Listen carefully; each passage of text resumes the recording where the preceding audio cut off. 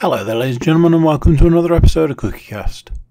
Today on CookieCast, it's the Darkest Timeline podcast, so it's just me talking about something from the week, games, movies and TV, and anything else that might be in my brain at that point in time. So yeah, if you're a YouTube watcher, then are you a YouTube subscriber? When you click that subscribe button, you get a prize. Don't quote me on that. If you're an audio listener, do subscribe as well. It's a huge help to us and we really do appreciate it. So here we go. This is CookieCast, the Darkest Timeline podcast.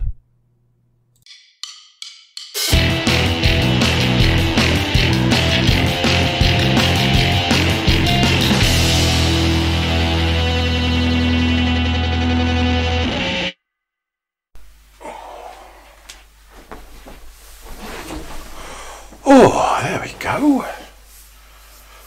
Oh, lovely. Lovely. Yes, I imagine it's reached that point in time where I have officially gone crazy. Hello. How you doing? How you all getting on? How you managing? Trying to think, like, from where I am now to when this will come out, what will be going on in 3 weeks? What will be happening? Probably still not. Oh no, yeah. Probably around about the time people are meeting with each other and doing all those fun and crazy things. It's crazy. Oh wow. So, I've put that in the wrong place. I'm looking at my list and I'm like, that's in the wrong place. How very dare you. Couple of subtle changes to the podcast this week. Nothing major. A little bit less of some things, a little bit more of others. You know, that's the nature of the beast. So, let's get on with it. So, a subject that I try to steer clear of. However, to be able to talk about this, I do have to venture back into muddy territory. With all the stuff that's been going on,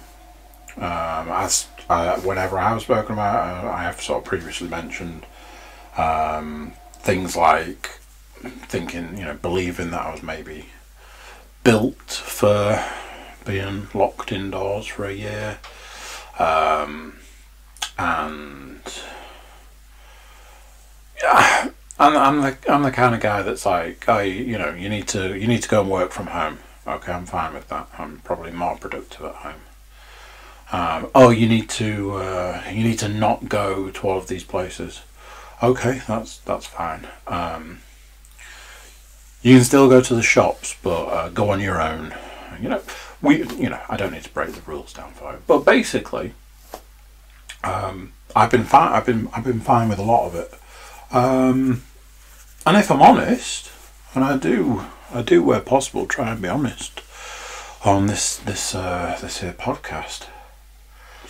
I'm a little apprehensive.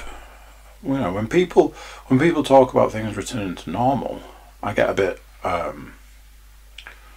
get that twinge of people start talking about returning to work. And things like that, and I'm like, so there's that. Something I have found in all this time that has started to bother me is this really random thing, and that in itself, it's really started to bother me. So the way that I process these things is I put it out to you the good people, the good public, just to sort of gauge how completely insane I am, I guess. So, I want to talk about wind. No, I don't mean the result of eating too many baked beans. I am in fact talking about the natural occurrence of wind. I feel like that guy who's like, you know, portrayed in films and TV as being like the laid back one in a crisis, but then when the tiniest thing goes wrong, just completely loses it. Because, like I say, through all of this, I feel kind of like, you know, take various aspects of it in my stride. However, I've been having an issue with the wind. Again, not the result of eating too many baked beans. The wind. So it seems to have been like a particularly stormy season. Like every couple of days, it's like, oh, it's another storm, is it? And the rain doesn't bother me. But the wind has been really getting to me. Now, this is one of those things. It bleeds into other stuff. I went to do the big run on Saturday. Not gonna lie, it was a disaster before I started, because I talked myself out of it. And in hindsight, because I talked myself out of it, and what was worse was I listened. And then I believed that me being a pussy, for want of a better word, was the right answer, while simultaneously knowing that it wasn't, and it was the wrong answer.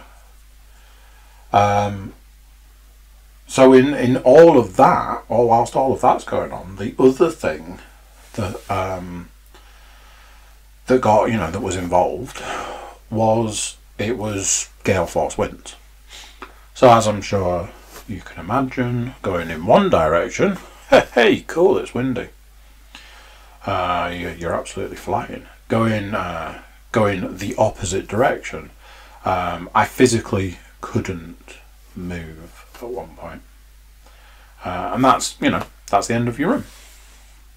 But this was at the back end of this thing, and it's just something that's built. Like I say, it seems to have been a particularly stormy time of things, and you get like today, absolutely glorious weather today. It was just sunny all day. It was a beautiful day. Can't argue with that. But I think it's a combination of things. I think it was like being locked in the house. I keep saying locked in the house. I've started to wonder if that's like a subconscious thing. Because I've only noticed it over the last couple of days. I refer to this whole situation as being locked in the house, where that's not the truth. That's not how it is. I leave the house most days. Even if it's just going for a run. Yet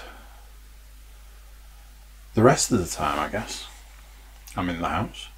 But yeah, maybe it's an amalgamation of these things. I've started to refer to it as being locked in the house. We're a week tomorrow away from it being a year.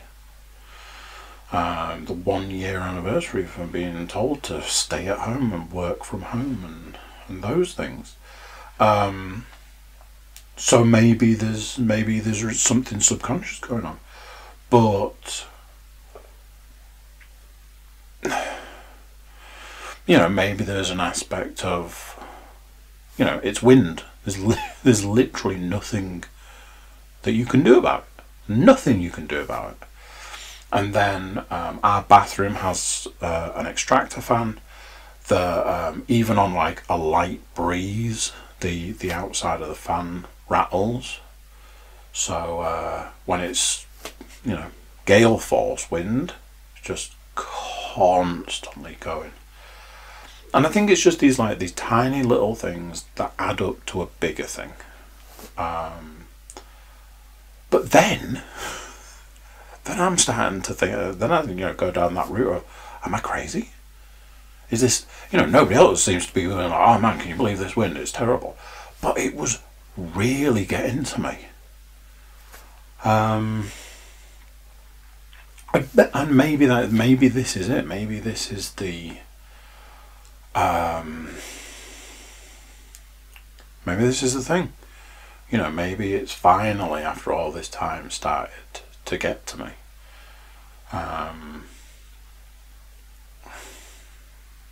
Yeah, I don't know if anything's really changed. You know, things are changing. Things change. You know, kids have gone back to school, and I think everybody's sort of waiting to see how that goes and how that affects things. And it's just, maybe it's finally reached the point that it's too long for someone like me. I mean, I know people who, like, that I remember back to that first lockdown, and they were just properly losing their shit, because like their core being is a social being, and having that taken away was, you know, the end of the world. It was a world-ending thing for them.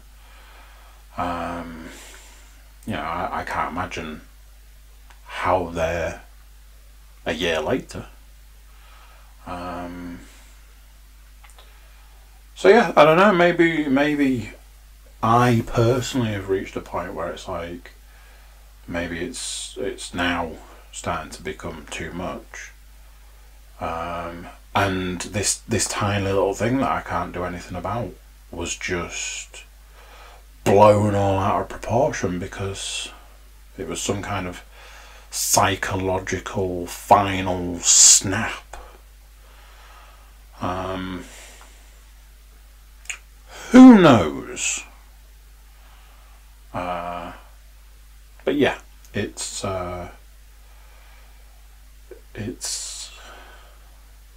yeah, it's been a weird one. Just, I didn't know if it was something that maybe worth talking about. So we've got a recurring subject here. We're talking scammers. Last week we talked about scammers. The week before I mentioned scammers. A few weeks ago I was talking scammers. Well, we're back to talking about scammers. Man. So I had an email the other day from a company that I've used previously. So, you know, there's a link there. And they were like, here, do you want money off something? And I looked at the item in question and I was like, yeah, actually I do.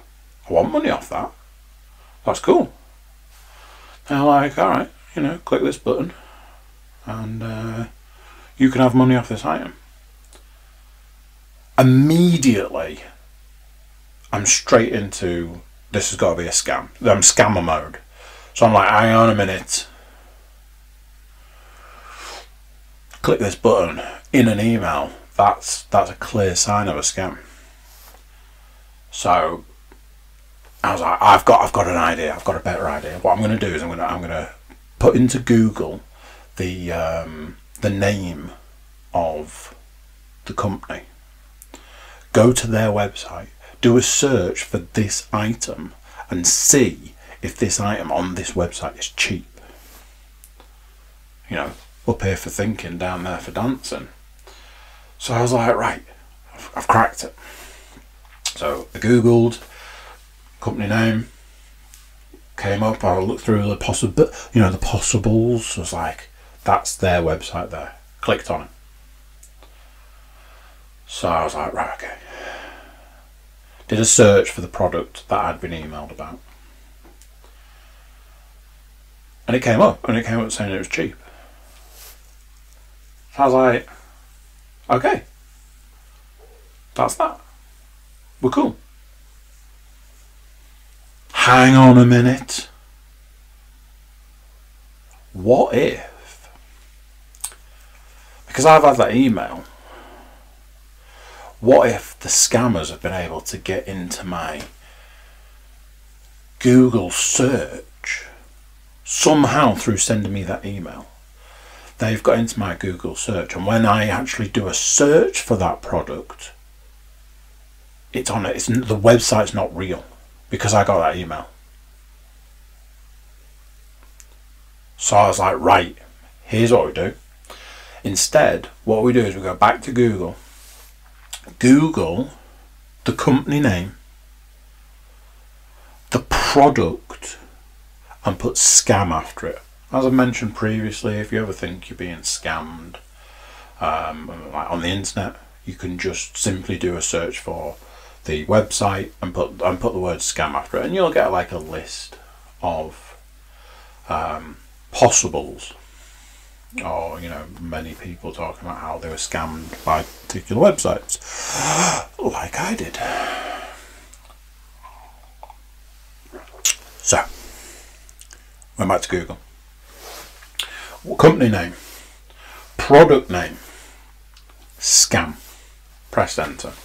Not a single mention of there being a scam related to this product or this website. Oh, I missed a step. When I first went to the website, it had like this little bar across the bottom of the product, and like a little fire symbol, and it said only 5 left in stock. I was like, this is a digital product. You're not sending me a physical item. You're sending me something digitally. I don't think you can have such a thing as a number of stock items. It said they only had 5 and 1 had been sold. And I was like, you've sent that email to absolutely everyone. You're telling me that nobody has taken you up on the offer. So that was another reason that I was convinced it was a scam, because it had like this thing on the web page that made it look more like a scam. So I did a search, and I was like, did the thing with the scam and the product and all this, and there wasn't a single mention of that website and that product. So I was like, okay, here's the deal. What I'm going to do is I'm going to buy it. But so basically, I convinced myself that what the outcome was if after all of my searching and all of my due diligence, at the end of that I then got scammed out of the money, then there was literally nothing I could do about it. So that was that. Then one of the options to pay on the site was PayPal. Now, I don't like PayPal. I'm not a fan of theirs. I don't use PayPal for a variety of reasons. One of which is because there was a certain point in time where PayPal was being used, heavily used, for scams. PayPal were taking money out of people's bank accounts. So I don't use PayPal. However, Leanne does. And she was there when I was doing this, because I made such a big deal of it by this point. I was like, I think it's a scam. They want my money and probably some DNA. She's like, well, here's what you do. Use PayPal. And I know that PayPal has that, like if you get scammed on the internet, you can go to PayPal and I presume they'll get you, I don't know, get your money back or something. I think it's like insured in some way. Oh, that's a good idea. Let's do that. So she gave me the details. I paid. They sent me an email. Then they sent me another email. Then they sent me another email. I got 3 emails from them. The last one had a code on. at this point in time, I'm like, why am I not? Why am I not saying? So it was PlayStation Plus. I got a thing through one of these online games companies for cheap PlayStation Plus for a year, and it's normally like 50 quid or something. And they were like, oh, you can have it for £43. It's like, okay, sounds good. 12 months. For 43 quid, I need one half decent game out of it, and it's paid for itself. So I was a bit like, yeah, whatever. So obviously they send the code. So I am 100%, not 100%, but I'm quite convinced that when I put the code into the PlayStation, it'll tell me that that code doesn't exist. Now, admittedly, on the day in question, I was suffering from severe number dyslexia, which is sometimes a thing. Being heavily dyslexic, sometimes it bleeds into numbers, and I couldn't put a set of numbers in to save my life. But I caught it before pressing enter, and went back and changed the numbers around and stuff. Pressed the thing, and it was like, yeah, here you go, there's 12 months of PlayStation Plus for you, big man. I was like, okay. So I said to Len, I was like, turns out it wasn't a scam in the end. Yay me. But this is off the back of, so last week I was getting, I think on average about 6 phone calls a day from a mobile phone number, which was, each time it was different, but each time it was like a couple of digits different to my mobile number. And I can only presume that whoever's trying to scam you on that one thinks that you'll answer it if it's close to your number, like you recognise it, so you're like, oh, I need to answer this because I'm ringing myself or something. So that was like every day last week. I'm saving the best one, obviously. What was some of the others I've had? I keep getting stuff like, do you want some American life insurance? It's like, I don't live in America,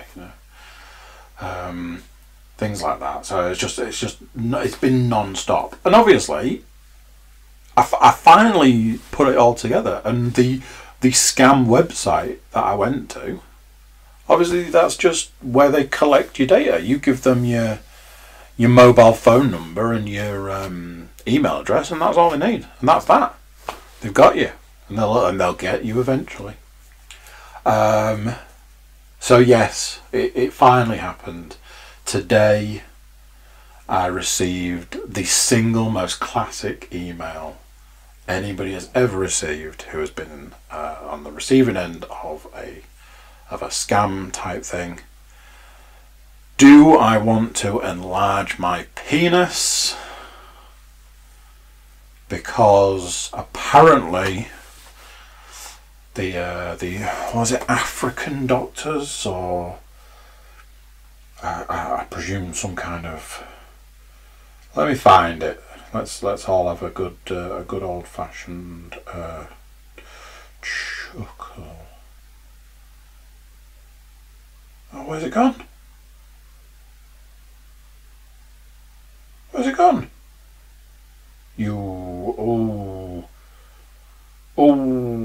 Oh no, it's here. Here we go. Congratulations. Oh my god, there's a picture. This is brilliant. African tribe penis growth technique exposed. This African elongation ritual can grow your penis up to 7 inches. Learn this man's secrets. That, and the fact that I can have $1 million in life insurance coverage. So there we go. I am one lucky man. Obviously I've sent them my money, and I'm just waiting to receive the stuff in the post. I can imagine it'll be literally days. So, good news there. So yeah, it's just it was just a lot about how this fact that I've been caught up in this whole thing. It's how it's bleeding into everything now. So I was talking to my sister on the phone. Mentioned to her about like scams, which in hindsight might not have been the best idea because, you know, being in the thick of it. She's like, "Oh, let me tell you about some scams I heard about." I'm like, "Oh, no, not more scams." And one of the ones she told me, I was like, "Oh my god, that applies to me." They'd absolutely get me with that. It's not the penis one, by the way, because they're definitely going to send me what I've ordered. So there we go, and ultimately that is that for this week's stuff. I had a bit of one of those days today where I was like, you know, have I got stuff to talk about? And I was looking at my list. I updated the list because I've missed something off it, and I was like, hey, you know, there's not nothing, so let's go with that. Something a little different. It's been done before, but it, you know, ever so slightly different.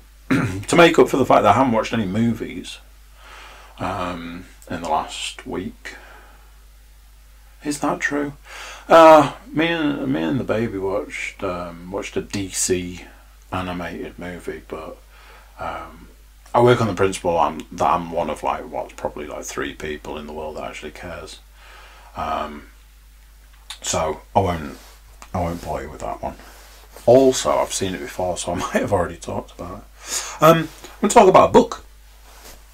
The book in question is Cold Storage. So, I am a man that likes a Kindle. Back in the day, I was not down with the Kindle.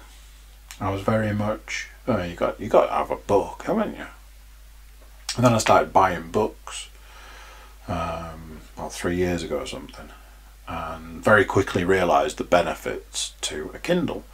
There's often quite a huge price difference, and storage. I ran out of storage for books a long time ago. So physical copies of books are few and far between nowadays. Generally, it's like if it's a special book, I'll have it in a physical copy. So I got well and truly into the Kindle. Now what the Kindle does that's nice is you can get like cheap books, and every now and then I'll get an email and it'll be like, "Hey, do you want a load of books for 99p?" And I'm like, "Hell yeah, boy!" So I click on it. Pretty much always I'll click on it and I'll go through it. One of these days came, point in time I went through this thing. I ended up buying, so let's work out, 8 and 4 is 12. 12, 13, 14. I thought it was 16. But adding it up there, it's only 14. So I bought 14 books one day. And it cost me £3.96, 95. Less than £4 for 14 books. I bought a box set of books that had 8 books in for 99p. I mean, they're going to be amazing, aren't they? Although, saying that, we'll come to that. I bought a box set that had 4 books in. Literally, I read a bit of a blurb. I was like, it's £1. You can literally not buy anything for £1, so fuck it. And then I bought these 2 books. One is a book called Cold Storage, and the other one is a book that I'm not gonna look up now because we're not here to talk about it. I'm not trying to hide it. I couldn't tell you. It's something in ink. I think it might be about druids, maybe. Don't quote me on any of that.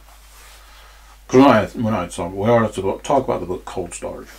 Cold Storage is written by the person who wrote... Now, this was the thing. It was a bit... the person who wrote Jurassic Park and another film. When I actually thought about that statement, I was like, hang on a minute, that's not right. So I can only presume that they maybe wrote the screenplays. Anyway, not a lot of this is important. To put this into perspective, I bought 14 books for less than £4. And then 2 days later, I kind of half accidentally bought one book for £5. And the reason I say that is because it was the 5th book in a series of books that I've read. But it was £5, and that is too much money to spend on a book. But it said it was the last one, and it had just come out, and I was like, same old same. What can you buy for £5 these days? And then I'd kind of clicked the buy it button, and then I was a bit like, I don't know why I've done that, because I didn't like the last one. It was that, I remember when I'd spoken about that werewolf book I read. That was the 4th book in the series. So I bought the 5th book in the series, which I've started reading, and I'm happy to report at this point in time has been so far better than book 4. But I don't want to. Anywho, Cold Storage is the worst possible book I could have chosen to read in the middle of a global pandemic. That might be an over-exaggeration. But basically, it's a book about a virus. And it's an intelligent virus, like I imagine a lot of viruses are, with like mutations and stuff. And that's basically what it's about. It's about a virus that can change itself to suit its environment. And its one and only goal is the same as what I guess would be all viruses' goals, to like take over. It starts in 1978. It starts, and it's got these two characters, and they go off to this place in Australia, and they do a thing. They find the virus, and that's that. I'm not going to ruin it, obviously. And then it jumps. Does it jump 30 years? To talk about something. I think it sets up a load more characters 30 years later. And then it jumps to basically present. And at the time, I didn't overly realise the importance of setting up these like middle characters. But later on, it becomes apparent. And I was I was properly blown away when I was reading like how all of these things link together. Not the best book to read in the midst of a pandemic, not gonna lie, but super enjoyable book. Really good read. Really enjoy it. One of those, when people talk about like, I couldn't put it down, absolutely. Really struggled to put that book down. I just read it and read it and read it and read it. It was so good. Like the science stuff. To start with, it reminded me of The Martian. And whereas there's a load of science stuff at the beginning of The Martian, the book, and it gets a bit overwhelming in The Martian. And I was really glad when, as time went on, it sort of died off. Whereas in Cold Storage, there's a load of science stuff in it at the beginning, but it was just right It was pitched just right. And then it sort of continues through the book, because it talks about how this virus mutates and how it's able to overcome obstacles and stuff. So it was just the right amount of science. You know, that kind of science that you feel, like your brain feels like it's clawing against it, like it kind of understands. But, you know, not being a scientist, it doesn't fully understand that kind of science. Just apps. Honestly, I am going to go out on a limb and say this. The best 99p I have spent in a long time. Just as an experience, just, yeah, absolutely phenomenal. Great book, great characters, really well written, really enjoyable read, and it cost next to nothing. Now then, if I was a betting man, I would put a sizable chunk of money on it being made into either a film or a TV series. I'm going out on a limb there. There is mention of, like in the acknowledgements at the end of the book, there is mention of a director. And I was like, are you just friends with this person, having been linked to Jurassic Park and another film, which I can't quite remember right now? Or is there another reason? I don't know if it's still going to be on sale or available, but it's certainly something that I would encourage people to pick up. You know, if you can find that book for £1, you are making an absolute killing on that one, just for the enjoyment factor alone. But it's something that I would have definitely, in, you know, hindsight's 2020, but I would have absolutely paid full whack for it, that's for sure. So there you go, an update about something that doesn't involve a screen of some kind. Speaking of screens, I watched American Gods Series 3 Episode 8, and let me tell you this, it was alright. I mean, I've said this previously. For me, American Gods needs to just give me a little bit of something. And this episode did. It had a little bit of the God stuff in. I don't mean that, I mean, you know, the old gods. It had a little bit of that in it. Like there was Odin and Tyr, and some God stuff happened. God shit went down. And that was fine for me. I was a bit like, you know something, if you just did a little bit of this in every episode, it would be fine. There was something in this episode. A big chunk of this episode was set in this hotel, and it was quite, you know, I feel old saying this, but it was quite racy. It was like, oof. I turned and looked at one of the cats and was like, I mean, this is it's a bit, you know. So yeah, it was like, poof.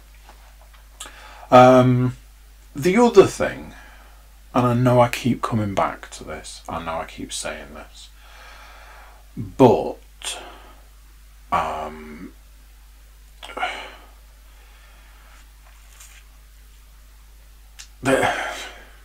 like, to me, where this series should be and where it is, it's worlds apart.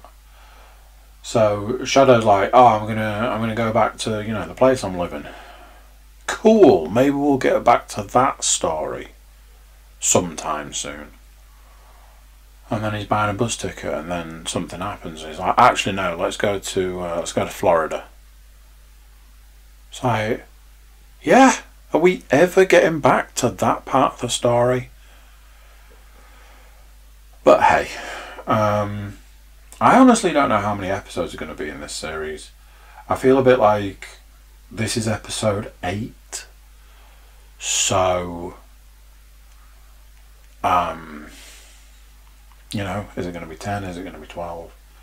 Have I already looked it up? I feel like I might have looked it up at some point.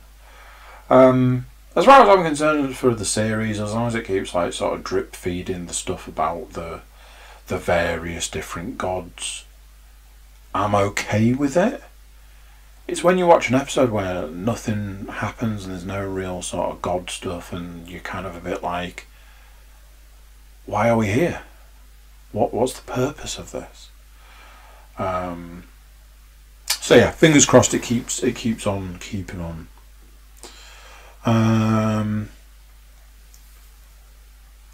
So here's a thing. I've actually played some VR, and for once I've actually played quite a bit of VR. Managed to carve out some time on Wednesday, and my soul,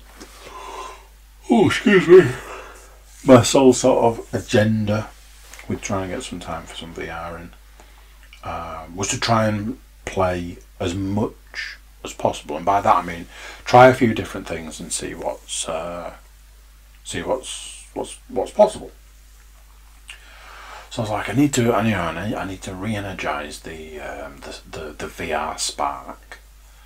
So unfortunately, I think it's time to step away from Stormland. So I made the decision to do that, and I need to re-energize the spark. So easiest way to do that, let's play some Half-Life Alyx. Put it on, played through the first level, got so far through, got through the first level, and I was like, do you know what? I've got all these other VR games to play. Maybe I should skip playing Half-Life Alyx and actually get on and play some of these other games. So I went through the list of games that I had available, and found Zero Caliber. Now I might have spoken about this previously. It's a game that I got as part of a bundle, and when I put it on, the calibration was way off, and I just couldn't progress in it because the calibration was off.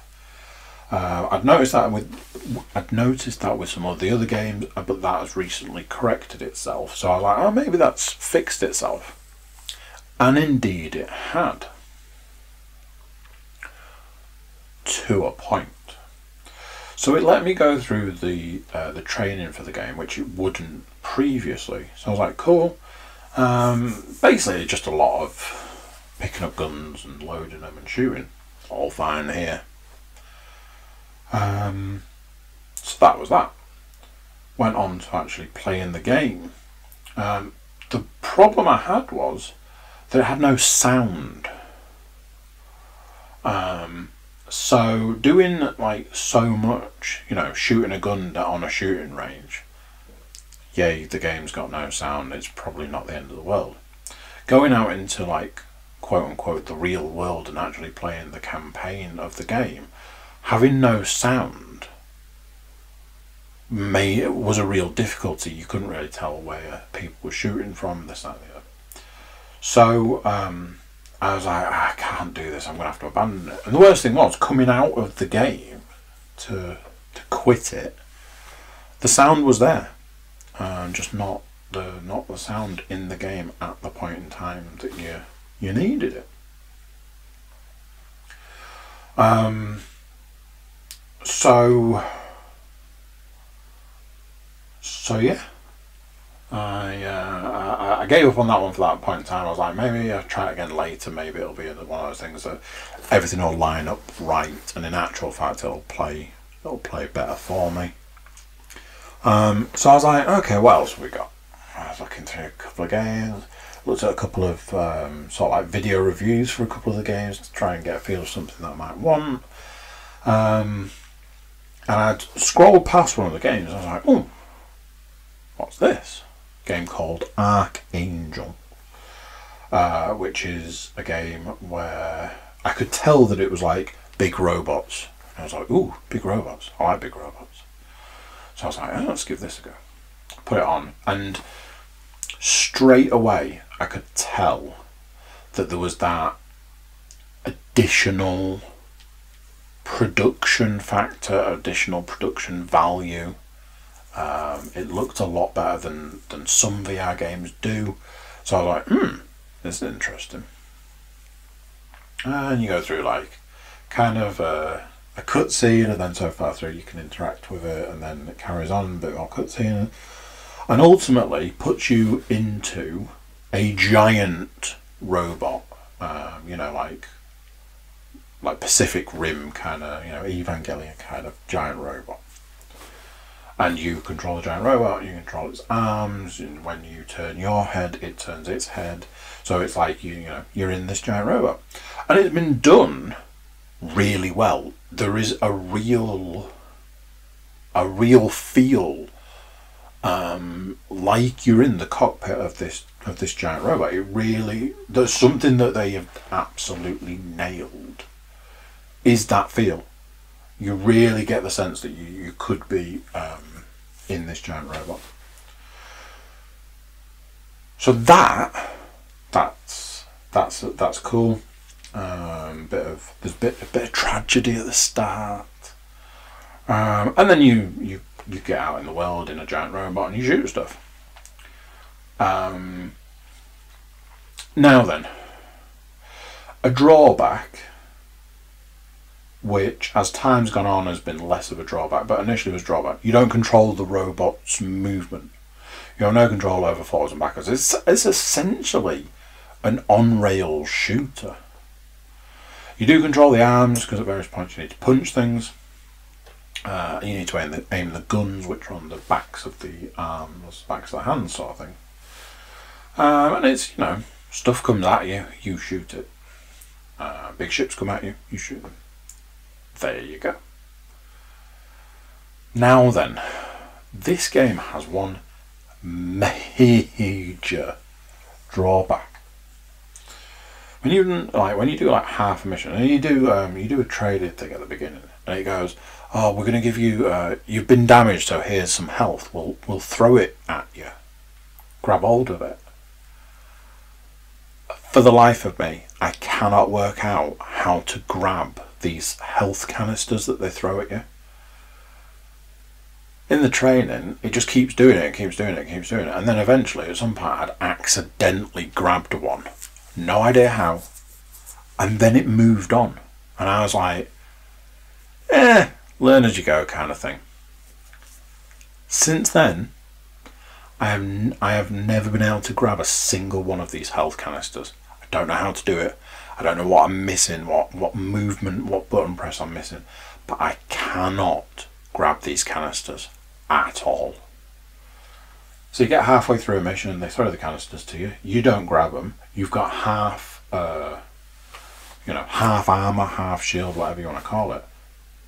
And then the mission proceeds. So ultimately what's going to happen is you are going to die in the second half of the mission. Luckily, when you die, it refills the health bar. So, I mean, not ideal, but yeah, that is a thing. What I can say is it's a game I've gone back to a couple of times, 2 or 3 times so far, and let's say, for example, I was going to go and play VR now. That's the game that I would be putting on to play. There was another game on the list, which I can't think of the name of right now, which will probably be the next thing I try. But yeah, I'm telling you, this when I got that Humble bundle, and there was just like, 300 quid's worth of games in it for like 16 quid or something. Again, another absolute bargain. And it's very much been the gift that keeps on giving. So yeah, that there is VR. Okay, let's talk actual computer games. I've only played one, and that one is Cyberpunk 2077. Man, this game is just... it's an enigma. All I ever say to people is I would really like to play a working version of this game, because the more time I spend with it, the more time I play it, the more I sort of work around the bugs and the broken bits and stuff. I'm kind of happy to say, I'm kind of pleased to say, I'm kind of whatever. I think there's probably a good game in there. If it wasn't horribly broken, and if it wasn't just layer upon layer of garbage, I honestly do think that there's probably quite a good game there. And I've said this every week. I say this week in, week out, when we sit and we talk about this game. Very much like what I was. I think I'm just old. Very much like what I was saying about that episode of American Gods. Cyberpunk has these sections, these cutscenes. They're just it's just sex scenes. And every now and then in a game, you kind of come to expect it. Made by the people who made The Witcher 3. What more do you want? But in this game, they just feel gratuitous. And it's like, here we go again. A different woman in a different situation, in a different car park, or a different vehicle, or a different whatever. It's all really, exotic and racy and all that. And I'm just like, get on with it. I saw a thing the other day that said, from going forward, all sex scenes should be cut out of films because they don't do anything to further the story in any way. I fully agree with that. So, as a man who fully agrees with that, I definitely don't want it in my games. The more I'm talking, the more I think I might be an old man. I am an old man, but now I'm starting to sound like one. I just don't see the point. It's like, do you know how we could further the story? We could just not have this and just carry on talking for 5 minutes or something. Although the sound of that does sound boring. I just don't need it, is what I'm saying. Something that had come up, I was very convinced that I was about to finish the game, so I spent 3 days, and obviously when I say that I do mean in playtime, a couple of hours, whatever, a day, just going off and doing side missions, picking stuff on the map, doing side missions. Then I realised that it was very unlikely that I was about to finish the game, because there was all this stuff that was way off being finished. So I was like, maybe this isn't the end, so maybe I should go and do this, and maybe that'll unlock more stuff. And what do you know? That's exactly what happened. So I was a bit like, oh man, I've wasted 3 days just banging my head against a brick wall, trying to make something more of this game. In hindsight though, 3 days of grinding has essentially meant that my character is upgraded quite a bit, and the technical stuff, the technology stuff. I can do missions now with never pulling a gun, never firing a single shot, just using like the technical abilities. So that's kind of cool. I was getting a bit twitchy because just in a weird way, like, you often end up like using more ammo than you ever find, so you were always like not running out of ammo, but you like, oh, I don't have a lot of ammo. Whereas now, you can get through a mission without firing a shot, and that whole time you're collecting ammo. Next thing, you've got loads of ammo. As it is, though, you then end up fighting a boss, and you're back to where you were with almost no ammo. So, you know, swings and roundabouts. In one of those ways, if the game has been designed that way, it's probably quite a good design. You know, do you want 2,000 rounds for your handgun? Or do you want to be like, I've only got a couple of hundred, and if I do this mission I'll probably end up with like 50. That kind of thing. Yeah, I just wish it wasn't as broken. You know, I keep having this thing, and I've mentioned this before, and it's just so annoying. But when you're doing missions, something will happen and you're like, is the game broken or have I not done something? And the answer is usually 50-50. Sometimes the game is just broken. It hasn't given you the option to do what you're supposed to do and you have to reload it. And the other 50% of the time, you haven't done something that you should have done to make whatever happen. But you never know. So you're just like, is the game broken? Have I not done something? What's the answer here? Number of times I end up having to look stuff up on like YouTube and stuff. It's like, oh, I just haven't picked up that item. Or, oh no, the game's broken. I'll reload. It's quite exhausting in a lot of ways. Something else that struck me as weird. The currency aspect of the game. You don't really seem to get a lot of money. I've been playing this game for a ridiculous number of hours, and I wouldn't say that I've got like a lot of money. Like, there's things where it's like, oh, go and buy a car, but then it just goes, like throughout the game, it just keeps telling you of all these cars that are available to buy. And at one point, there was a car that popped up, and it's like, oh, you can buy this car, it's $229,000. I was like, okay, I've got 90. So what? Stuff like that. It's like, from where I am to where I would need to be, I have absolutely no idea how the hell to find another $200,000 out of this game.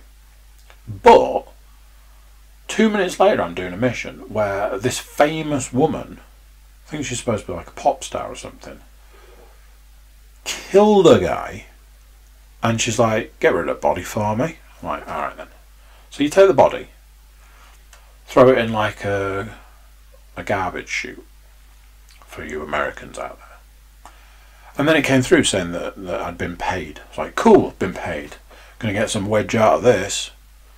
Like less than $2,000 for hiding a dead body that a famous person killed. Like, the money is way off in this game. So yeah, it's very much like for every small thing it does good and every small thing it does well, there's 50 things it does wrong. It's a real shame, because the more I play it and the more I see like the effort that has gone into it, I just think, A, I think the technology wasn't there for it, and B, it's just, it was released way too soon. I mean, they couldn't, I don't think they were ever going to be able to delay it anymore, but yeah, it probably needed another couple of years. So there, that's Cyberpunk. I'm very much aware that, you know, I can probably end up playing Cyberpunk for X amount of time more, and I've got these other games that are currently staring right at me, so whether there might be a thing where I get it a bit further down the line and then switch, you know, whether we go back to Valhalla or Watch Dogs or Immortals, dare I say it, Avengers. Who knows? But as I'm sure you're aware, I will keep you posted down the line. So there we go. That's this one done, and I will leave you there.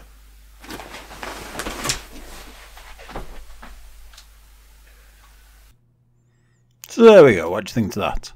Another one done, another one gone, another week gone. Where does the time go? That's what I want to know. Seriously, where does it go? If you're watching us on YouTube, do subscribe. It's the right thing to do.